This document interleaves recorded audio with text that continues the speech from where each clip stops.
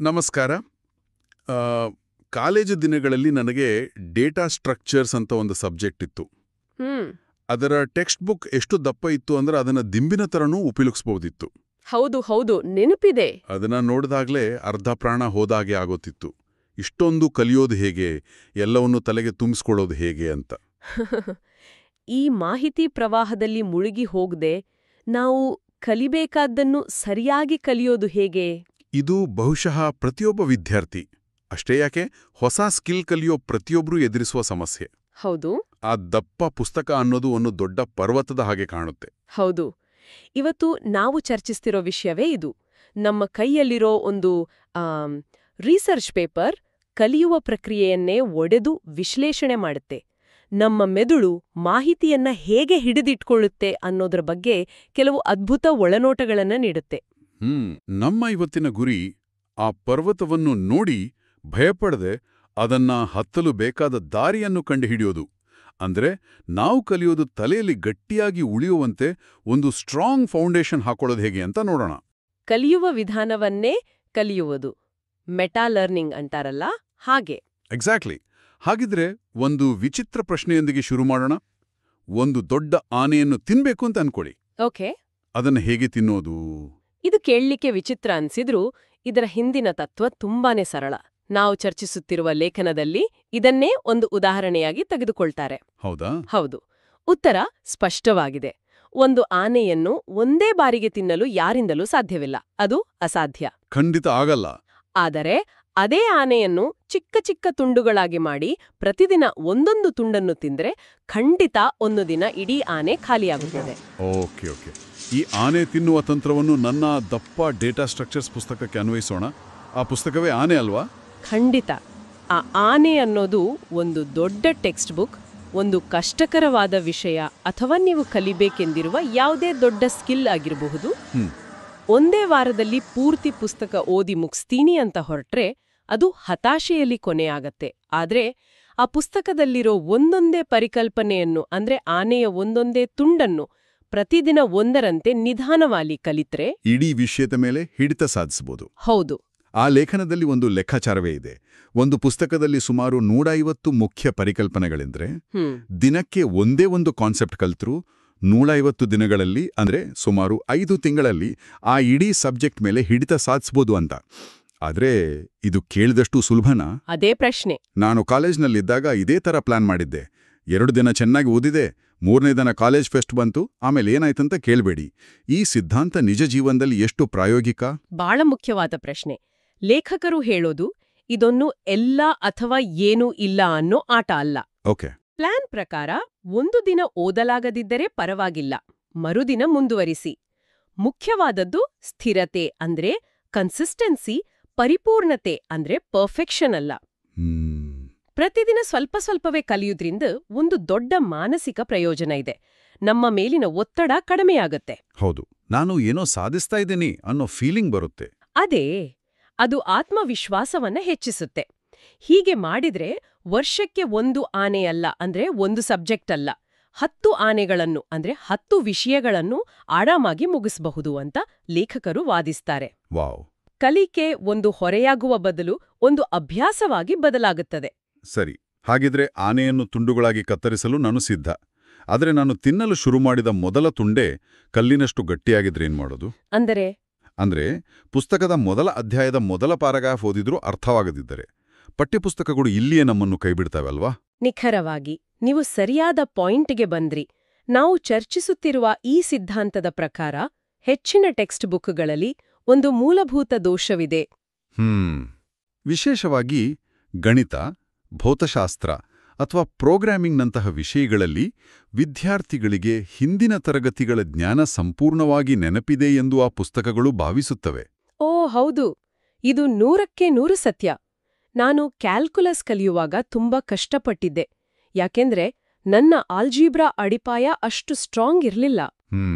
ಆ ಪುಸ್ತಕ ಮಾತ್ರ ನನಗೆ ಆಲ್ಜೀಬ್ರಾದ ಎಲ್ಲಾ ಸೂತ್ರಗಳು ಗೊತ್ತು ಅನ್ನೋ ಥರ ಪಾಠ ಶುರು ಮಾಡಿತ್ತು. ಅದೇ ಸಮಸ್ಯೆ. ನಮ್ಮ ಜ್ಞಾನದ ಅಡಿಪಾಯದಲ್ಲಿ ನಮಗೇ ಗೊತ್ತಿಲ್ಲದ ಹಾಗೆ ಸಣ್ಣ ಸಣ್ಣ ಬಿರುಕುಗಳಿರುತ್ತವೆ. ಸರಿ. ಆ ಬಿರುಕುಗಳ ಮೇಲೆಯೇ ಹೊಸ ಪರಿಕಲ್ಪನೆಗಳ ಗೋಡೆಯನ್ನು ಕಟ್ಟಲು ಹೋದರೆ ಅದು ಕುಸಿದು ಬೀಳುತ್ತದೆ.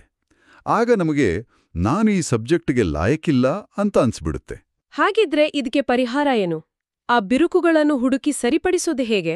ಪರಿಹಾರದ ಮೊದಲ ಮತ್ತು ಅತ್ಯಂತ ಪ್ರಮುಖ ಹೆಜ್ಜೆ ಲೇಖಕರು ಹೇಳುವ ಹಾಗೆ ಗೊತ್ತಿರುವುದನ್ನು ಖಚಿತಪಡಿಸಿಕೊಳ್ಳುವುದು. ಹೌದು, ಇದರ ಸರಳ ಅರ್ಥ ಯಾವುದು ಗೊತ್ತು, ಯಾವುದು ಗೊತ್ತಿಲ್ಲ ಅಂತ ಪ್ರಾಮಾಣಿಕವಾಗಿ ಒಪ್ಪಿಕೊಳ್ಳೋದು.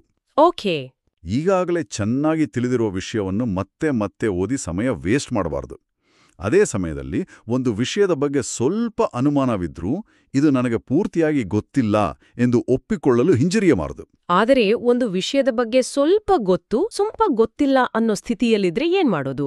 ಉದಾಹರಣೆಗೆ, ವೆಕ್ಟರ್ ಅಂದ್ರೆ ಏನು ಅಂತ ಗೊತ್ತು, ಆದ್ರೆ ಅದರ ಅಪ್ಲಿಕೇಶನ್ ಬಗ್ಗೆ ಗೊಂದಲವಿದೆ. ಉತ್ತಮ ಪ್ರಶ್ನೆ. ಆ ಸಿದ್ಧಾಂತದ ಪ್ರಕಾರ ಸ್ವಲ್ಪ ಅನುಮಾನವಿದ್ರೂ ಅದನ್ನು ಗೊತ್ತಿಲ್ಲ ಎಂದೇ ಪರಿಗಣಿಸಬೇಕು. ಓ, ನಾನು ಇದರ ಬಗ್ಗೆ ಕೇಳಿದ್ದೀನಿ, ಆದರೆ ಸ್ಪಷ್ಟತೆ ಇಲ್ಲ ಅಂತ ಒಪ್ಪಿಕೊಳ್ಳೋದೇ ಮೊದಲ ಹೆಜ್ಜೆ. ಒಂದು ಪರಿಕಲ್ಪನೆಯೆಂದು ಖಚಿತಪಡಿಸಿಕೊಳ್ಳಲು ಲೇಖಕರು ಒಂದು ಅನಿರೀಕ್ಷಿತ ಸಲಹೆ ನೀಡ್ತಾರೆ. ಟೆಕ್ಸ್ಟ್ ಬುಕ್ಕಿಗಿಂತ ನಿಘಂಟು ಅಂದರೆ ಡಿಕ್ಷನರಿ ಒಂದು ಉತ್ತಮ ಸಾಧನ ಅಂತ. ಒಂದು ನಿಮಿಷ, ಗಣಿತದಂತಹ ವಿಷಯದಲ್ಲಿ ಡಿಕ್ಷನರಿ ಹೇಗೆ ಸಹಾಯ ಮಾಡುತ್ತೆ? ವೆಕ್ಟರ್ ಪದದ ಅರ್ಥ ನಿಘಂಟಿನಲ್ಲಿ ಸಿಗಬಹುದು, ಆದರೆ ಅದರ ಅನ್ವಯ ಪಠ್ಯಪುಸ್ತಕದಲ್ಲಿ ಮಾತ್ರ ಸಿಗುತ್ತಲ್ವೇ? ನಿಮ್ಮ ಪ್ರಶ್ನೆ ಸರಿ. ಇಲ್ಲಿ ಡಿಕ್ಷನರಿ ಅನ್ನೋದು ಒಂದು ರೂಪಕ. ಅದರ ಹಿಂದಿನ ತತ್ವ ಮುಖ್ಯ. ಓಕೆ. ಪಠ್ಯಪುಸ್ತಕವು ನಿಮಗೆ ಬೇರೆ ವಿಷಯಗಳು ತಿಳಿದಿವೆ ಎಂದು ಭಾವಿಸುತ್ತದೆ. ಆದರೆ ಡಿಕ್ಷನರಿ ಯಾವುದೇ ಪೂರ್ವಜ್ಞಾನವನ್ನು ಅಪೇಕ್ಷಿಸುವುದಿಲ್ಲ. ಸರಿ. ಅದು ಆ ಪದದ ಮೂಲಭೂತ ಅರ್ಥವನ್ನು ನೀಡುತ್ತದೆ. ಗಣಿತದ ವಿಷಯದಲ್ಲಿ ಡಿಕ್ಷನರಿ ಅಂದ್ರೆ ಬಹುಶಃ ನೀವು ಹಿಂದಿನ ತರಗತಿಯಲ್ಲಿ ಓದಿದ ಮೂಲಭೂತ ಪ್ರಮೇಯ ಅಥವಾ ವ್ಯಾಖ್ಯಾನ. ಅಂದ್ರೆ ನೀವು ಎಲ್ಲಿಂದ ದಾರಿ ತಪ್ಪಿದಿರೋ ಅಲ್ಲಿಗೆ ವಾಪಸ್ ಹೋಗಿ ಅಲ್ಲಿಂದ ಮತ್ತೆ ಶುರು ಮಾಡುವುದು. ಓಕೆ, ಅಂದ್ರೆ ಬೇರುಗಳಿಗೆ ವಾಪಸ್ ಹೋಗುವುದು, ರೂಟ್ಸ್ಗೆ. ಹೌದು. ಇನ್ನೊಂದು ಕುತೂಹಲಕಾರಿ ಅಂಶವಿದೆ.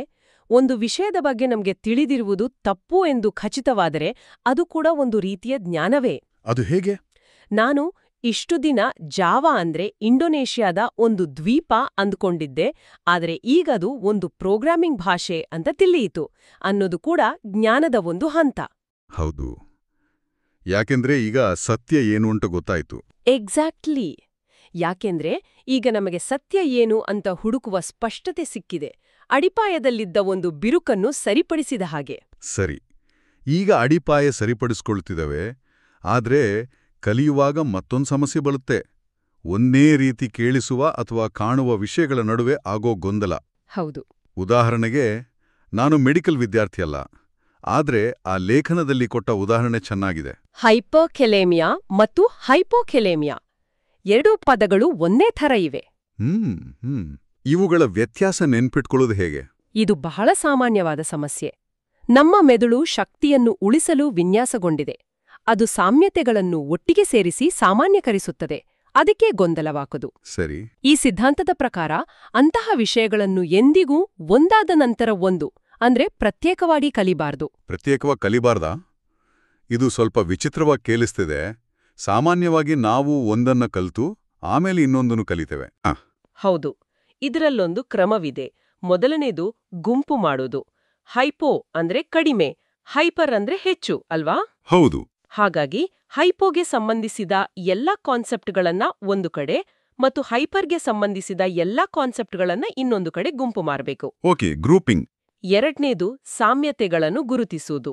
ಎರಡು ಸ್ಥಿತಿಗಳ ಸಾಮಾನ್ಯ ಲಕ್ಷಣಗಳೇನೋ, ಎರಡು ದೇಹದ ಪೊಟ್ಯಾಷಿಯಂ ಮಟ್ಟಕ್ಕೆ ಸಂಬಂಧಿಸಿದ್ದು. ಈ ಸಾಮಾನ್ಯ ಅಂಶಗಳನ್ನ ಪಕ್ಕಕ್ಕಿಡಬೇಕು. ಯಾವುದು ಎರಡರಲ್ಲೂ ಇದೆಯೋ ಅದು ಗೊಂದಲಕ್ಕೆ ಕಾರಣವಲ್ಲ. ಸರಿ, ಎರಡು ಗುಂಪು ಮಾಡಿ ಎರಡರಲ್ಲೂ ಇರೋ ಕಾಮನ್ ವಿಷಯಗಳನ್ನ ತೆಗೆದು ಹಾಕಿದ್ದೆ. ಈಗ ಉಳಿದಿರೋದು ಅವುಗಳ ನಡುವಿನ ವ್ಯತ್ಯಾಸಗಳು ಮಾತ್ರ. ಖಂಡಿತ. ಮೂರನೆಯ ಮತ್ತು ಅಂತಿಮ ಹಂತ ಅನನ್ಯತೆಯನ್ನು ಕಂಡುಹಿಡಿಯುವುದು. ಅಂದ್ರೆ ಯುನಿಕ್ ಡಿಫರೆನ್ಸಸ್. ಇಸಿಜಿಯಲ್ಲಿ ಯಾವ ಬದಲಾವಣೆಯಾಗುತ್ತೆ, ಹೈಪರ್ ಕೆಲೇಮಿಯಾದಲ್ಲಿ ಯಾವ ಬದಲಾವಣೆಯಾಗುತ್ತೆ ಅಂತ ಹೋಲಿಸಿ ನೋಡಬೇಕು. ನಾವು ಉದ್ದೇಶಪೂರ್ವಕವಾಗಿ ವ್ಯತ್ಯಾಸಗಳನ್ನು ಹುಡುಕಿದಾಗ ನಮ್ಮ ಮೆದುಳು ಹೊಸ ನರ ಸಂಪರ್ಕಗಳನ್ನು ರಚಿಸಲು ಒತ್ತಾಯಿಸಲ್ಪಡುತ್ತದೆ. ಇದು ಜ್ಞಾನವನ್ನು ಸಿಮೆಂಟ್ ಹಾಕಿದಾಗೆ ಗಟ್ಟಿಗೊಳಿಸುತ್ತದೆ. ಇದು ನನಗೆ ಶಾಲಾ ದಿನಗಳನ್ನು ನೆನಪಿಸುತ್ತಿದೆ. ನಾವು ಚೌಕ, ವೃತ್ತ, ಆಯತದ ವಿಸ್ತೀರ್ಣದ ಸೂತ್ರಗಳನ್ನು ಒಂದೇ ಚಾರ್ಟ್ನಲ್ಲಿ ಬರೆದು ಓದ್ತಿದ್ದೆವು. ಅವುಗಳನ್ನೆಲ್ಲ ಒಟ್ಟಿಗೆ ಇಟ್ಟು ಅವುಗಳ ನಡುವಿನ ಸಾಮ್ಯತೆ ಮತ್ತು ವ್ಯತ್ಯಾಸಗಳನ್ನು ಹೋಲಿಸಿ ನೋಡುವುದರಿಂದ ಅವುಗಳನ್ನು ನೆನಪಿಟ್ಟುಕೊಳ್ಳುವುದು ಸುಲಭವಾಗುತ್ತಿತ್ತು. ಬಹುಶಃ ಅದೇ ತಂತ್ರ ಇಲ್ಲೂ ಕೆಲಸ ಮಾಡುತ್ತೆ. ನಿಖರವಾಗಿ ಎಲ್ಲಿ ಗೊಂದಲ ಹೆಚ್ಚಿರುತ್ತದೆಯೋ ಅಲ್ಲಿ ಹೋಲಿಕೆ ಮತ್ತು ವ್ಯತ್ಯಾಸದ ತಂತ್ರ ಅತ್ಯುತ್ತಮವಾಗಿ ಕೆಲಸ ಮಾಡುತ್ತದೆ. ಓಕೆ, ಈಗ ನಾವು ಕಲಿಯೋಕೆ ಕೆಲವು ಸೂಪನ್ ತಂತ್ರಗಳನ್ನು ನೋಡಿದ್ದೇವೆ. ಆದರೆ ನಾನು ಮತ್ತೆ ನನ್ನ ಆ 800 ಪುಟಗಳ ಪುಸ್ತಕದ ಹತ್ತಿರ ವಾಪಸ್ ಬರ್ತೀನಿ. ಆ ಆನೆಯ ಹತ್ತಿರ. ಹೌದು, ಎಷ್ಟೇ ತಂತ್ರಗಳು ಗೊತ್ತಿದ್ರೂ ಆ ಪುಸ್ತಕವನ್ನು ಕೈಯಲ್ಲಿ ಹಿಡಿದಾಗ ಒಂದು ರೀತಿಯ ಭಯ, ಇದು ನನ್ನಿಂದ ಸಾಧ್ಯವಿಲ್ಲ ಅನ್ನೋ ಭಾವನೆ ಬರುತ್ತೆ. ಆ ಮಾನಸಿಕ ಅಡೆತಡೆಯನ್ನು ಮೀರೋದು ಹೇಗೆ? ಆ ಭಾವನೆ ಬರುವುದು ಸಹಜ. ಆದರೆ ನಾವು ಚರ್ಚಿಸುತ್ತಿರುವ ಲೇಖನದಲ್ಲಿ ಇದಕ್ಕೆ ಒಂದು ದೃಷ್ಟಿಕೋನವನ್ನೇ ಬದಲಾಯಿಸುವಂತಹ ಅಂಶವಿದೆ. ಓಕೆ. ಒಂದು ಟೆಕ್ಸ್ಟ್ ಬುಕ್ ನೋಡಿದಾಗ ನಮ್ಗೆ ಅದರ ಪುಟಗಳ ಸಂಖ್ಯೆ ದೊಡ್ಡದಾಗಿ ಕಾಣಿಸುತ್ತೆ. ಆದರೆ ಒಂದು ಪಠ್ಯಪುಸ್ತಕದ ಸುಮಾರು 70ರಷ್ಟು ಭಾಗ ಕೇವಲ ಭಾಷೆ, ಉದಾಹರಣೆಗಳು, ವಿವರಣೆಗಳು ಮತ್ತು ಪುನರಾವರ್ತನೆಗಳಿಂದ ಕೂಡಿರುತ್ತದೆ. ಒಂದು ನಿಮಿಷ, ನೀವು ಹೇಳ್ತಿರೋದು ನಿಜವೇ? 70%? ಹೌದು. ಲೇಖಕರ ವಾದದ ಪ್ರಕಾರ ನಿಜವಾದ ಪ್ರಮುಖ ಪರಿಕಲ್ಪನೆಗಳು ಅಂದ್ರೆ ನಾವು ಕಲಿಯಬೇಕಾದ ತಿರುಳು ಕೇವಲ 20-30% ಮಾತ್ರ ಇರಬಹುದು. ಇದೇನಿದು? ಅಂದ್ರೆ ಒಂದು 500 ಪುಟದ ಪುಸ್ತಕದಲ್ಲಿ ನಾವು ನಿಜವಾಗಿಯೂ ಕಲಿಯಬೇಕಾದದ್ದು, ಅರ್ಥ ಮಾಡಿಕೊಳ್ಳಬೇಕಾದದ್ದು ಬಹುಶಃ 100-150 ಪುಟಗಳಷ್ಟು ವಿಷಯ ಮಾತ್ರ. ಓ ಮೈ ಗಾಡ್! ಅಂದ್ರೆ ನಾನು ಇಷ್ಟು ದಿನ ಹೆದರುತ್ತಿದ್ದ 500 ಪುಟಗಳ ದೆವ್ವ ನಿಜವಾಗಿ 150 ಪುಟಗಳ ಪುಟ್ಟ ಭೂತವೇ. ಇದು ವಿಷಯಗಳನ್ನು ನೋಡುವ ದೃಷ್ಟಿಯನ್ನೇ ಬದಲಾಯಿಸುತ್ತಿದೆ. ಹೌದು. ನಾವು ಹೆದರಿಕೊಳ್ಳಬೇಕಾದದ್ದು ಪುಸ್ತಕದ ಗಾತ್ರಕ್ಕಲ್ಲ, ಅದರಲ್ಲಿರುವ ತಿರುಳಿಗೆ ಮಾತ್ರ. ಹೌದು. ಈ ದೃಷ್ಟಿಕೋನದಿಂದ ನೋಡಿದಾಗ ಆ ದೊಡ್ಡ ಆನೆಯು ಇದ್ದಕ್ಕಿದ್ದಂತೆ ಒಂದು ಮೇಕೆಯಂತೆ ಚಿಕ್ಕದಾಗಿ ಕಾಣಿಸುತ್ತದೆ. ಮತ್ತು ಇಲ್ಲಿ ಅಡಿಪಾಯದ ಮಹತ್ವ ಮತ್ತೆ ಬರುತ್ತದೆ. ಫೌಂಡೇಶನ್? ಹೌದು. ಕಲಿಕೆಯು ಒಂದು ಕಟ್ಟಡ ನಿರ್ಮಾಣದಂತೆ. ಅಡಿಪಾಯ ಗಟ್ಟಿಯಾಗಿದ್ರೆ ಮಾತ್ರ ಅದರ ಮೇಲೆ ಎಷ್ಟು ದೊಡ್ಡ ಕಟ್ಟಡವನ್ನಾದರೂ ಕಟ್ಟಬಹುದು. ಒಂದು ವಿಷಯವನ್ನು ಸಂಪೂರ್ಣವಾಗಿ ಮುಗಿಸಲು ಎಂದಿಗೂ ಸಾಧ್ಯವಿಲ್ಲ. ಯಾಕೆ? ಯಾಕೆಂದ್ರೆ ನಾವು ಹೆಚ್ಚು ಕಲಿತಂತೆ ಕಲಿಯಲು ಇನ್ನೂ ಹೆಚ್ಚು ಇದೆ ಅಂತ ಅನಿಸ್ತಾ ಹೋಗುತ್ತೆ. ಆದ್ರೆ ಬಲವಾದ ಅಡಿಪಾಯವಿದ್ರೆ ಅದರ ಮೇಲೆ ಜ್ಞಾನವನ್ನು ನಿರಂತರವಾಗಿ ಬೆಳೆಸ್ಕೊಂಡು ಹೋಗಬಹುದು. ಹಾಗಾದ್ರೆ ಆ ಅಡಿಪಾಯವನ್ನು ಗಟ್ಟಿಗೊಳಿಸುವಾಗ ಎಲ್ಲಾದ್ರೂ ಒಂದು ವಿಷಯ ಅರ್ಥವಾಗದೆ ನಿಂತೋದ್ರೆ ಅಥವಾ ತೊಡಕಾದ್ರೆ ಏನ್ ಮಾಡ್ಬೇಕು? ಇದಕ್ಕೆ ಆ ಲೇಖನದಲ್ಲಿ ಒಂದು ಪ್ರಮುಖ ರಹಸ್ಯವನ್ನು ಹೇಳಲಾಗಿದೆ. ಕಲಿಯುವಾಗ ಎಲ್ಲಿಯಾದ್ರೂ ವಿಷಯ ಅರ್ಥವಾಗದೆ ನಿಂತೋದ್ರೆ ಮುಂದೆ ಹೋಗಲು ಪ್ರಯತ್ನಿಸುವುದನ್ನು ತಕ್ಷಣ ನಿಲ್ಲಿಸಬೇಕು. ಹಠಕ್ಕೆ ಬಿದ್ದು ಮುಂದೆ ಓದ್ಬಾರ್ದು. ಖಂಡಿತ ಇಲ್ಲ. ಬದಲಿಗೆ ತಕ್ಷಣವೇ ಹಿಂದಕ್ಕೆ ಹೋಗಿ ಮೂಲಭೂತ ಅಂಶಗಳನ್ನು ಪರಿಶೀಲಿಸಬೇಕು. ಆ ವಿಷಯಕ್ಕೆ ಸಂಬಂಧಿಸಿದ ಮೂಲ ಹೆಚ್ಚಿನ ಸಂದರ್ಭಗಳಲ್ಲಿ ಸಮಸ್ಯೆ ನಾವು ಓದುತ್ತಿರುವ ಸಾಲಿನಲ್ಲಿ ಇರುವುದಿಲ್ಲ. ಬದಲಾಗಿ ಅದಕ್ಕೆ ಸಂಬಂಧಿಸಿದ ಹಿಂದಿನ ಯಾವುದೋ ಪರಿಕಲ್ಪನೆಯನ್ನು ನಾವು ಮರೆತಿರುತ್ತೇವೆ ಅಥವಾ ತಪ್ಪಾಗಿ ಅರ್ಥ ಮಾಡಿಕೊಂಡಿರುತ್ತೇವೆ. ಅಂದ್ರೆ ಮುಂದೆ ಸಾಗುವ ಹಠದ ಬದಲು ಹಿಂದಕ್ಕೆ ಹೆಜ್ಜೆ ಹಾಕುವ ತಾಳ್ಮೆ ಇರಬೇಕು. ಹೌದು. ಜ್ಞಾನದ ಜಗತ್ತಿನಲ್ಲಿ ಕೆಲವೊಮ್ಮೆ ಹಿಂದಕ್ಕೆ ಹೋಗುವುದೇ ಮುಂದೆ ಸಾಗಲು ಇರುವ ಅತ್ಯಂತ ವೇಗದ ದಾರಿ. ಅದ್ಭುತ. ಇವತ್ತಿನ ಈ ಚರ್ಚೆ ನನ್ನ ಕಣ್ಣು ತೆರೆಸಿದೆ. ಹಾಗಾದ್ರೆ ಇದರ ಸಾರಾಂಶವನ್ನೊಮ್ಮೆ ನೋಡೋಣ. ಮೊದಲನೇದಾಗಿ, ದೊಡ್ಡ ವಿಷಯಗಳನ್ನು ಒಂದು ಆನೆ ಅಂತ ನೋಡಿ ಹೆದರಬಾರದು. ಹೌದು. ಅದನ್ನು ಚಿಕ್ಕ ಚಿಕ್ಕ ದೈನಂದಿನ ಗುರಿಗಳಾಗಿ ವಿಂಗಡಿಸಿ ಪ್ರತಿದಿನ ಸ್ವಲ್ಪ ಸ್ವಲ್ಪವೇ ಕಲಿಬೇಕು. ಸ್ಥಿರತೆ ಮುಖ್ಯ. ಹೌದು. ಆನೆಯನ್ನು ತುಂಡು ತುಂಡಾಗಿ ತಿನ್ನುವಂತೆ. ಎರಡನೆಯದಾಗಿ, ಕಲಿಯಲು ಶುರು ಮಾಡುವ ಮೊದಲು ನಮಗೆ ಏನು ಗೊತ್ತು, ಏನು ಗೊತ್ತಿಲ್ಲ ಅಂತ ಪ್ರಾಮಾಣಿಕವಾಗಿ ಒಪ್ಕೊಳ್ಳಬೇಕು. ಅನುಮಾನವಿದ್ದರೆ ಗೊತ್ತಿಲ್ಲ ಅಂತ ಒಪ್ಪುಕೊಂಡು ಬೇರುಗಳಿಗೆ ವಾಪಸ್ ಹೋಗಿ ಕಲಿಯಲು ಹಿಂಜರಿಯಬಾರದು. ಕನ್ಫರ್ಮ್ಡ್ ನೋನ್ ಇನ್ಫಾರ್ಮೇಷನ್, ಇದು ನಮ್ಮ ಅಡಿಪಾಯದ ಮೊದಲ ಇಟ್ಟಿಗೆ. ಮತ್ತು ಮೂರನೆಯದಾಗಿ, ಒಂದೇ ರೀತಿ ಇರುವ ಗೊಂದಲಮಯ ವಿಷಯಗಳನ್ನು ನೋಡಿದಾಗ ಅವುಗಳನ್ನು ಒಂದಾದ ನಂತರ ಒಂದು ಕಲಿಯುವ ಬದಲು ಅಕ್ಕಪಕ್ಕ ಇಟ್ಟು ಹೋಲಿಸಬೇಕು. ಅವುಗಳ ನಡುವಿನ ಅನನ್ಯ ವ್ಯತ್ಯಾಸಗಳನ್ನು ಗುರುತಿಸಬೇಕು. ಹೌದು. ಆಗ ಅವು ಸ್ಪಷ್ಟವಾಗಿ ನೆನಪಿನಾಗಿ ಉಳಿಯುತ್ತವೆ. ಸರಿ. ಇಂದಿನ ಈ ಚರ್ಚೆಯಿಂದ ಕೇಳುಗರಿಗೆ ಒಂದು ಅಂತಿಮ ಚಿಂತನೆಯನ್ನು ಬಿಟ್ಟು ಹೋಗೋಣ. ನಾವು ಚರ್ಚಿಸಿದಂತೆ ವಿಷಯ ಅರ್ಥವಾಗದಿದ್ದಾಗ ನಾವು ಹಿಂದಕ್ಕೆ ಹೋಗಬೇಕು. ಇದು ಬಹಳ ಮುಖ್ಯವಾದ ಸಲಹೆ. ಆದ್ರೆ ಎಲ್ಲವೂ ಒಂದಕ್ಕೊಂದು ಸೇರಿಕೊಂಡಿರುವ ಈ ಜ್ಞಾನದ ಜಗತ್ತಿನಲ್ಲಿ ನಾವು ನಿಖರವಾಗಿ ಎಲ್ಲಿಗೆ ಹಿಂದಕ್ಕೆ ಹೋಗಬೇಕು? ಓ, ಇದು ಇಂಟ್ರೆಸ್ಟಿಂಗ್ ಆಗಿದೆ.